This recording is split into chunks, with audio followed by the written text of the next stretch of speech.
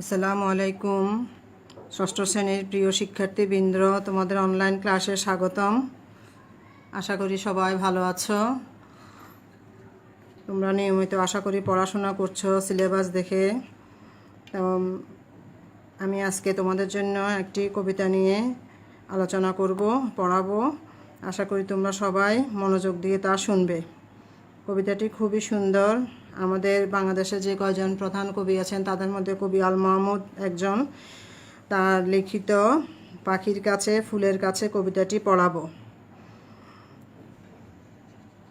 পাখির কাছে ফুলের কাছে কবিতাটি তোমাদের বইয়ের 83 পৃষ্ঠার মধ্যে দেখো। এখানে রাতের যে প্রকৃতির একটা সৌন্দর্য দিক ছবি তুলে দেওয়া হয়েছে, ধরা হয়েছে। নারকেল গাছ, প্রকৃতি, জোনাকি পোকা, চাঁদ, রাতের আকাশের চাঁদ, ফুল, পাখি ইত্যাদি নিয়ে যে নৈসর্গিক একটি সৌন্দর্য কবি এখানে গভীর মমত্ববোধের সঙ্গে ফুটিয়ে তুলেছেন এই কবিতাটিতে। কবিতাটি প্রকৃতির বিচিত্র সৌন্দর্যের কাছে যেতে চান, তিনি মিশতে চান তাদের সঙ্গে। প্রকৃতিও তাকে ডাকে পরমাত্মার আত্মীয় হিসাবে। মনোরম সেই প্রকৃতির আহ্বানে তিনি সাড়া দেন। জড় প্রকৃতি ও জীব প্রকৃতির মধ্যে যে নিবিড় সম্পর্ক বিদ্যমান, কবি সেই সৌন্দর্যটা এখানে খুব সুন্দরভাবে ফুটিয়ে তুলেছেন। আর তাছাড়া কবিতাটি তার কবিতার যে ছড়ার বই আছে সেটি প্রকৃতির মধ্যে সেই সৌন্দর্য আনন্দের পংক্তিমালাতে কবিতাখানি সাজানো। তাহলে আমরা কবিতাখানি পড়ি। আমি তোমাদেরকে একবার আবৃত্তির স্টাইলে একটু শোনাই, আশা করি ভালো লাগবে। পাখির কাছে ফুলের কাছে, কবি আল মাহমুদ। নারকেলের ওই লম্বা মাথায় হঠাৎ দেখি কাল, ডাবের মতো চাঁদ উঠেছে ঠান্ডা ও গোলগাল। ছিটকেনিটা আস্তে খুলে পেরিয়ে গেলাম ঘর, ঝিমধরা ওই মস্ত শহর কাঁপছিল থরথর। মিনারটাকে দেখেছি যেন দাঁড়িয়ে আছে কেউ, পাথরঘাটার গির্জেটা কি লাল পাথরের ঢেউ। দরগাতলায় পার হয়ে যেই মোড় ফিরেছি বাঁয়, কোত্থেকে এক উটকো পাহাড় ডাক দিল আয় আয়। পাহাড়টাকে হাত বুলিয়ে দিঘির ওই পাড়, এগিয়ে দেখি জোনাকিদের বসেছে দরবার। আমায় দেখে কলকলিয়ে দিঘির কালো জল, বলল এসো আমরা সবাই না ঘুমানোর দল। পকেট থেকে খোলা তোমার পদ্য লেখার ভাঁজ, রক্তজবার ঝোপের কাছে কাব্য হবে আজ। দিঘির কথায় উঠল হেসে ফুল পাখিরা সব, কাব্য হবে কাব্য হবে, জুড়ালো কলরব। কি আর করি পকেট থেকে খুলে ছড়ার বই, পাখির কাছে ফুলের কাছে মনের কথা কই। কথাগুলো খুব সুন্দর করে ছন্দ মিলিয়ে মিলিয়ে কবি লিখেছেন। এবার আসি আমরা কবিতাখানি বুঝতে চেষ্টা করি যে এখানে প্রকৃতি যে সৌন্দর্যটা কবি তুলে ধরেছেন সেখানে কি বলেছেন। নারকেলের ওই লম্বা মাথায় হঠাৎ দেখি কাল, ডাবের মতো চাঁদ উঠেছে ঠান্ডা ও গোলগাল। সাধারণত নারকেল সুপারি গাছগুলো একটু লম্বা হয়ে থাকে, তার উপরে ডালপালা থাকে, সেখান দিয়ে উকি দিয়ে দেখা যাচ্ছে যে চাঁদটাকে ঠান্ডা ও গোলগাল, এটা চাঁদের সাথে কবি তুলনা করেছেন। ঠান্ডা এবং গোলগাল যেমন করে ডাব থাকে, চাঁদটাকেও ঠিক তেমনি লাগছে দেখতে। ছিটকেনিটা আস্তে খুলে পেরিয়ে গেলাম ঘর, ঝিমধরা ওই মস্ত শহর কাঁপছিল তরথর। ছিটকেনিটা মানে গ্রাম দেশে যে ধরনের কাঠের বা বেড়ার দরজা বা টিনের দরজার মধ্যে যেই কাঠ দিয়ে দরজাটা বন্ধ করে রাখা হয় সেটাকে ছিটকেনি বলা হয়। সেখানে ছিটকেনিটা খুলে যেই কবি ঘর থেকে বের হলেন, এক জায়গায় ঝিম ধরে আছে এরকম একটি মস্ত বড় একটা শহর। এই শহরটা রাতের যে থরথর করে কাঁপছিল সেটাই কবি এখানে তুলে ধরেছেন। মিনারটাকে দেখছি যেন দাঁড়িয়ে আছে কেউ, পাথরঘাটার গির্জেটা কি লাল পাথরের ঢেউ। মিনার, মসজিদে যে মিনার থাকে, রাতের বেলা মিনারটাকে দেখে মনে হচ্ছে যেন কেউ একজন দাঁড়িয়ে আছে, এমনই দেখাচ্ছে। পাথরঘাটা একটা জায়গার নাম, গির্জে খ্রিস্টানদের উপাসনালয়, যেখানে খ্রিস্টানরা উপাসনা করে, সেটা কি লাল পাথরের ঢেউয়ের সাথে তুলনা করে দেখা যাচ্ছে যে লাল পাথরের ঢেউয়ের মতো দেখাচ্ছে। দরগাতলা পার হয়ে যে মোড় ফিরেছি বাঁয়, কোত্থেকে এক উটকো পাহাড় ডাক দিল আয় আয়। দরগাতলা একটা জায়গার নাম, যেখান থেকে পার হয়ে মোড়ে যেই কবি বাঁ দিকে মোড় ফিরিয়েছেন। কোথা থেকে উটকো, উটকো মানে অপ্রয়োজনীয় বা অপ্রত্যাশিত একটি পাহাড়, তাকে ডাক দিয়ে বলছে আয় আয়, অর্থাৎ আমাদের কাছে আসো। দরগাতলা মানে একটা জায়গার মধ্যে, যেখানে একটা জায়গার নাম। তারপর দেখো, পাহাড়টাকে হাত বুলিয়ে লালদিঘির ওই পাড়, এগিয়ে দেখি জোনাকিদের বসেছে দরবার। পাহাড়টাকে হাত বুলিয়ে দিচ্ছেন কবি। তারপর সে জায়গাটার নাম লালদিঘির পাড়।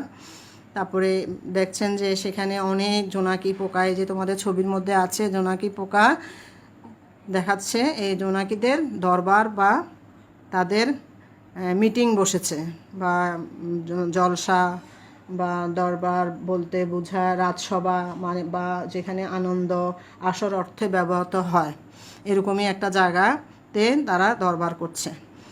আমায় দেখে কলকলিয়ে দিঘির কালো জল, বলল এসো আমরা সবাই না ঘুমানোর দল।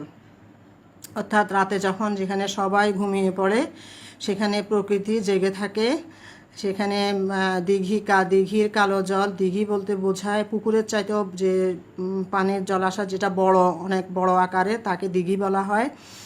কলকল করছে পানিগুলো, সেই পানিগুলোই বলছে যে প্রকৃতির মধ্যে এখন এখানে ফুল পাখি চাঁদ যা আছে সবাই আমরা না ঘুমানোর দল, অর্থাৎ আমরা ঘুমাই না। পকেট থেকে খোলো তোমার পদ্য লেখার ভাঁজ, রক্তজবার ঝোপের কাছে কাব্য হবে আজ। কবিকে বলছেন যে তোমার পকেটে যে কবিতা তুমি লিখে ভাঁজ করে পকেটে রেখেছ, তা বের করো। রক্তজবা মানে জবা ফুল গাছ, তোমরা অনেকেই চিনো। জবা ফুল গাছ অনেক রকমের হয়ে থাকে, তার মধ্যে যেটি দেখতে একেবারে লাল রক্তের মতো, সেই গাছের ঝোপের কাছে কাব্য হবে আজ।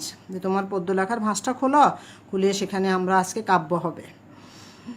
দিঘির কথায় উঠল হেসে ফুল পাখিরা সব, কাব্য হবে কাব্য, কাব্য কবে জুড়ালো কলরব। অর্থাৎ দিঘি যে আমাকে ডাকছে যে পদ্য লেখার ভাঁজটা খুলো, সেখানে কাব্য হবে, সেখানে ফুল পাখি সবাই কাব্য হবে বলে হঠাৎ করে তাদের যে কোলাহলটা ছিল সেটা হঠাৎ করে জুড়িয়ে গেল, অর্থাৎ বন্ধ হয়ে গেল।